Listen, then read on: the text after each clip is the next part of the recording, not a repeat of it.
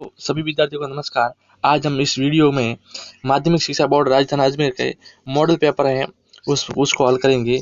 ये model paper आपका है, ये 10वीं क्लास का मैथ का है। इसको हल कर रहे हैं अपन।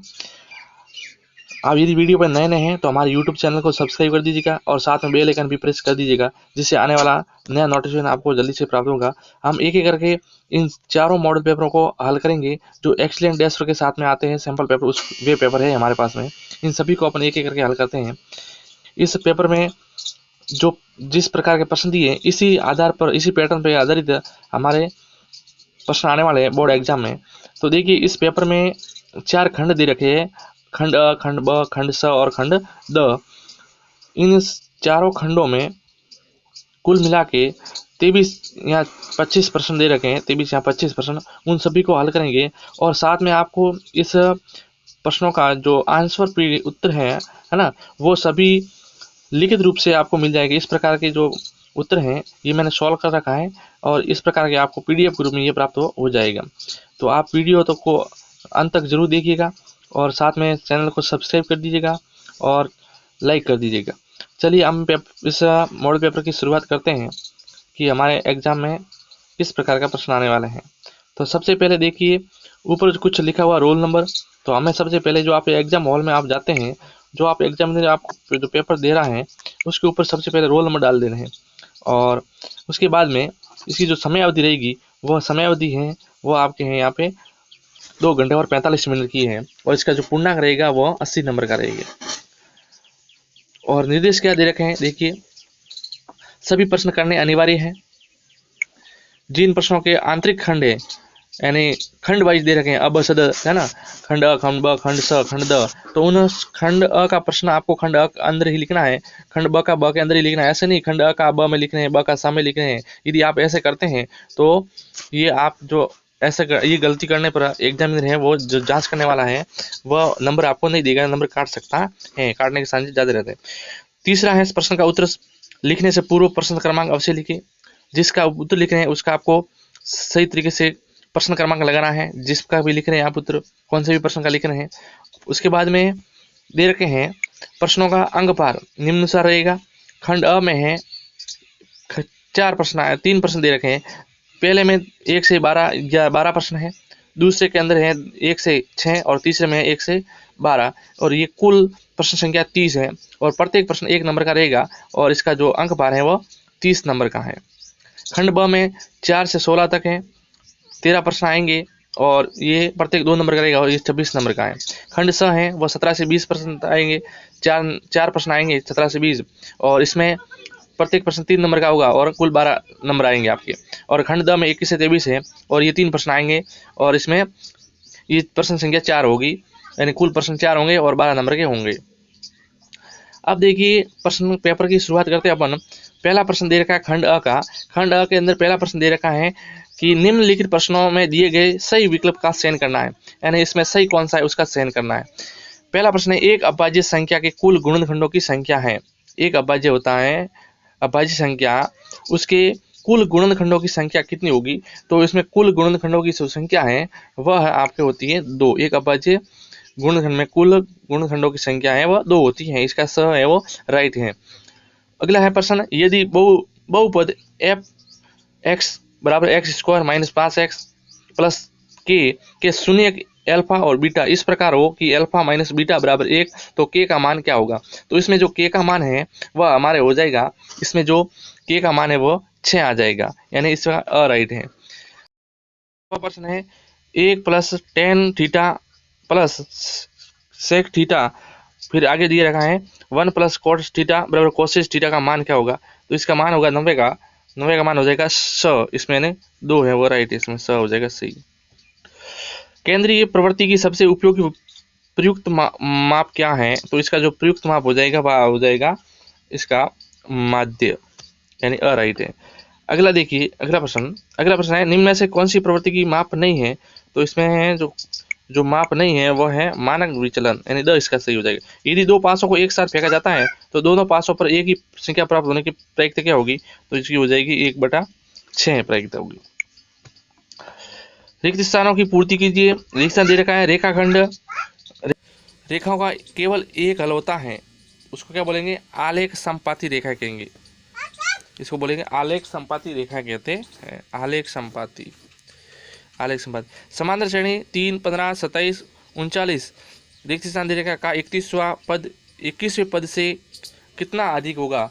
तो ये 120 अधिक होगा। यदि बिंदु 3-2 की y अक्ष से दूरी होगी, तो y अक्ष से कितनी दूरी होगी? y अक्ष से इसकी दूरी हो जाएगी 3। यदि tan a बराबर cot a, तो a प्लस बी का मान होगा, तो a प्लस बी का मान हो जाएगा 90 डिग्री। एक सीधी रेखा जो वर्त को इस पर सिर्फ एक बिंदु पर स्पर्श करती है, वह कौन सी रेखा कहलाएगी? वो स्पर्श रेखा कहलाएगी। स्पर्श रेखा कहलाती है, स्पर्श रेखा। किसी वर्ग की उच्च सीमा तक तथा निम्न सीमा का अंतर कहलाता है, क्या कहलाएगा? ये कहलाएगा वर्ग अंतराल की माप। खाली जगह में आएगा वर्ग अंतराल की माप हो जाएगा इसमें। उसके बाद दे रखा है, अगला प्रश्न दे रखा है तीसरे का पहला है √2 तथा √3 के बीच में स्थित एक परिमेय संख्या ज्ञात कीजिए। तो इसके बीच में जो एक परिमेय संख्या होगी वह आपकी हो जाएगी 1.5, ये इसकी परिमेय संख्या हो जाएगी। दूसरा प्रश्न है, यदि बहुलक x³ - 3x² प्लस x+1 के शून्यक a - b a+b हो तो a ज्ञात कीजिए। तो इसमें आ जाएगा आपके a आएगा, वह आएगा कितना आएगा? आप इसको सॉल्व करेंगे तब जो इसका जो आंसर होगा वो आ जाएगा a बराबर 2/3 आएगा। 2/3 आ जाएगा इसका आंसर।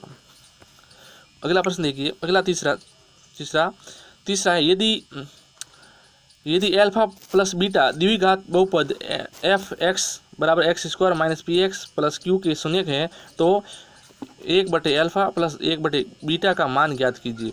तो तीसरे का जो राइट आंसर आ जाएगा वह होगा यहाँ पे, इसका मैं सीधा आंसर आपको बता रहा हूँ, 16 आपको PDF के रूप में मिल जाएगा, p/q इसका राइट आंसर हो जाएगा। इसका जो सॉल्व है वो आपको PDF के रूप में मिल जाएगा, यानी वीडियो के बीच में मैं इसका जो PDF का जो है आंसर शीट वह बीच में डाल दूंगा, आप वहाँ से देख लेना, वीडियो को रोक के देख लीजिएगा। उसके बाद अंत में आपको कुछ और आंसर मिलते जाएंगे। इसके बाद दे रखा है अगला प्रश्न हमारा चौथा, c के किस मान के लिए समीकरण cx - y बराबर 2 तथा 16x - 2y बराबर 3 के अनंत हल हैं। तो इसका जो राइट आंसर होगा, इसका राइट आंसर हो जाएगा, जो सीधा आंसर मैं आपको बताता हूँ, इसका आंसर आ जाएगा आपके 8। पांचवा समीकरण 3x² - 4 √3x+4 बराबर 0 के मूलों की प्रवृत्ति ज्ञात कीजिए। तो इसके मूलों की प्रवृत्ति आप ज्ञात करेंगे तो इसका जो राइट आंसर आ जाएगा वो वास्तविक व समान होगा। इसका आंसर आपको मिल जाएगा लिखित रूप से मेरे द्वारा हल किए हुए, आपको कहीं ढूंढने की आवश्यकता नहीं पड़ेगी। समान, वास्तविक व समान होंगे। अगला प्रश्न देखिए, यदि समीकरण छठा है, समीकरण 14x² प्लस 17x - 6 बराबर 0 के मूल ज्ञात करने हैं। इसके आपको मूल ज्ञात करना है, इसका भी आंसर आपको शीट में मिल जाएगा। इसी प्रकार दे रखा है, अगला प्रश्न भी दे रखा है। इस सभी के उत्तर आपको कहीं ढूंढने की आवश्यकता नहीं है, आप सभी के उत्तर यहाँ PDF के रूप में प्राप्त हो जाएंगे, और वीडियो के अंत में भी दे रखे हैं, उन सभी का उत्तर आप आसानी से लिख सके और अपनी तैयारी को मजबूत कर सकते हैं। यदि फिर दे रखा है M4, 5 रेखाखंड AB मध्य बिंदु है तथा A का निर्देशांक 3 कोष्टक 3 4 कोष्टक बंद है। उसके बाद में दे रखा है बिंदु B के निर्देशांक ज्ञात कीजिए। केवल B के निर्देशांक ज्ञात करने हैं। 8वां प्रश्न दे रखा है, साइन 60 डिग्री के सेक्स है 30 डिग्री, tan 45 डिग्री का मान ज्ञात करना है। tan स्क्वायर 60 डिग्री है प्लस 3 कोसेस स्क्वायर 30 डिग्री का मान ज्ञात करना है। ये एक 8 सेमी रेखाखंड को 5:2 में अनुपात में बाह्य विभाजित कीजिए, इसको विभाजित करना है। 11वां है, सारणी दे रखी है और माध्यिका वर्ग की निम्न सीमाएं क्या होगी, इन सीमाओं को आपको ज्ञात करना है। एक पिग्गी बैंक में 1 रुपये से के 100 सिक्के, 2 रुपये के 25 सिक्के, 5 रुपये के 50 सिक्के और 10 रुपये के 10 सिक्के हैं। यदि पिग्गी बैंक को हिलाकर उल्टा करने पर कोई एक सिक्का गिरने के परिणाम समप्रायिकता है, तो इसकी क्या प्रक्रिया है कि वह गिरा हुआ सिक्का क्या होगा, 1 में रुपये 2 का होगा। ये आंसर आपको निकालना। फिर खंड ब दे रखा है और खंड ब का उत्तर आपको खंड ब के अंदर ही देना है। खंड ब के अंदर आपके 16 तक प्रश्न दे रखे हैं और इन सभी का उत्तर आपको निकालना है। उसके बाद में खंड द दे रखा है, खंड स दे रखा है, खंड स के भी उत्तर है, इसके अथवा प्रश्न दे रखे हैं और ये है आपके आंसर सीट। यहाँ से आप उत्तर आराम से आप लिख सकते हैं। वीडियो को देखने के लिए धन्यवाद।